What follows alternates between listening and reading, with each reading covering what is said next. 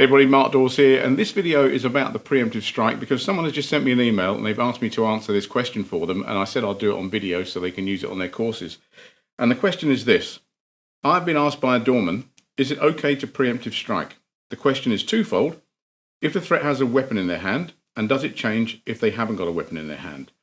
So that's the question I've been asked, and the simple answer and the straight answer is, of course a doorman can preemptively strike, because anyone can preemptively strike as long as you act reasonably in the circumstances. Now, one of the prerequisites to a preemptive strike is that you should be making some attempt to disengage, to withdraw from the situation. So if it's a self-defense situation, you want to be trying to get yourself out of there first, and then if you can't get yourself out of there, you can preemptively strike to negate the threat, to allow yourself to get out of the situation. That's from a self-defense point of view. Now, the word strike sometimes makes people a little bit uneasy with the concept of a preemptive strike. But think about it this way. Think about it as a preemptive use of force. And if you were walking down the road, for example, and you saw a young child about to step into the road in front of a bus, you would grab hold of that child and pull that child back. You wouldn't wait until the bus hit the child to do something about it. So by doing that, you're acting preemptively. Now, many years ago, I was involved in a case, and it involved two nursing staff. And what had happened was there was a young boy who was brought into a hospital. He was about 11 years old, as I recall, and he had a head injury. Now, the child was behaving quite erratically, so they took the decision to sedate the child so they could suture the wound. And they sedated the child, sutured the wound, and then the only bed they could find for him was on the 4th floor of the hospital in a children's ward in a private room. So they put him there. Now, when the child woke up, he became quite disturbed. He didn't know where he was confused, he was worried, he was scared, and he started running around the ward. Now, the nursing staff were quite concerned because there were lots of little children on that ward, that he might bump into them and damage them, because a lot of them had tubes attached to them, etc., medical equipment attached to them. So they were trying to catch this child, and he went over to the window, and he actually broke the window restrictors, because it was an old hospital, and he started to climb out the window. Now, it's pretty obvious, if he falls out of a window from the 4th floor, there's very high probability he's going to die. So the nursing staff, not knowing what to do, rugby tackled the child, and they dragged him back in, saved his life. But in doing so, they all fell backwards, and the boy hit his arm. I think it was on a radiator or a bedpost or something, but he fractured or broke his arm. Now, both of the nursing staff were suspended for causing harm to a child, and we got asked to investigate that, and we investigated it, and we said, look, there's nothing to answer for here.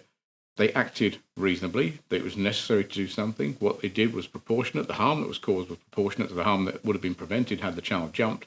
So no, they shouldn't be disciplined or prosecuted for anything whatsoever.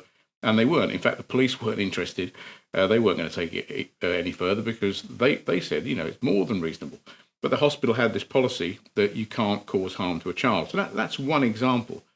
So going back to a door supervisor, if a door supervisor is on a door and someone's getting aggressive with them and they're trying to disengage and move away, that's what they should do. Now, obviously, the other part of being a door supervisor is they have to physically control people and restrain them for the safety of that person and also other people there. Now, they may have to do that preemptively. But going back to the question, if a person has a knife, can you strike preemptively? Absolutely. Now, the other thing I would state at this point here is for companies, if you're watching this video, you need to be very clear about how far you expect staff to go, what situations they're supposed to deal with and not deal with. And I wouldn't advise anyone to get involved with an edge weapon situation with a knife or a bladed instrument, because the risk of being seriously injured and killed is very, very high. We see it in the news every day. So we shouldn't be expecting door supervisors or anyone to tackle a person armed with a knife. But to answer the general aspect of the question, could they strike preemptively if the person had a weapon? Absolutely. In fact, if you honestly believe the person had a weapon, say, for example, in their back pocket, and they were going to reach around and grab that weapon, I would probably strike them then to prevent them getting access to the weapon, because once they've got the weapon, if they're coming at you, it's a different ballgame altogether. And can they strike if the person hasn't got a weapon? Absolutely. Of course they can. If you honestly believe that the risk to yourself or others is that high, and by striking that person, you're going to prevent a great harm from occurring, then you can do it. But remember, just to clarify, if this is a self-defense situation, you should be taking steps to disengage and withdraw from the situation. And then if you're approached, you can preemptively strike. if that's feasible to do so in those circumstances. And as a restraint team, or positive handling, or PMVAC, whatever you want to call it now these days, if you have to engage someone, you may have to physically restrain them before they do something. And another situation that's just sprung to mind is I was asked a while ago, they had a care home hospital, I think it was, private hospital, had a mental health patient who was climbing on a motorway bridge and wanting to jump off, and the staff grabbed him and dragged him back and saved his life, and probably saved a massive road traffic accident as well. But they were told they couldn't do that. And actually, I know I shouldn't laugh, but they were told you have to wait until he physically starts to jump before you can grab hold of him. Well, it's absolute nonsense. Okay, if you honestly believe that person's going to jump, you can grab them preemptively. You're preemptively stopping them from causing harm to themselves and greater harm to everyone else, and you can, pull them off that bridge. There's no problem with that whatsoever. Now, as a final point, going back to the question about door supervisors, on a door, your employer, and if you're working on a door on a subcontracted basis, then the venue and the company that are employing you are still your employers.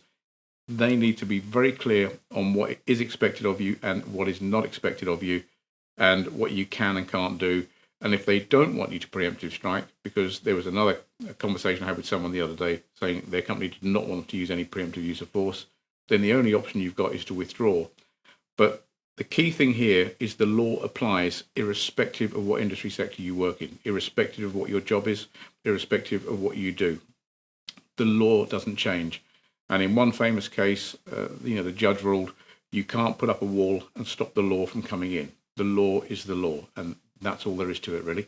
So I hope that makes sense. I hope that helps the person that asked me to do this video. And if any of you got any comments, please leave them below and feel free to share. It may help someone. Okay, you take care now. Have a nice day.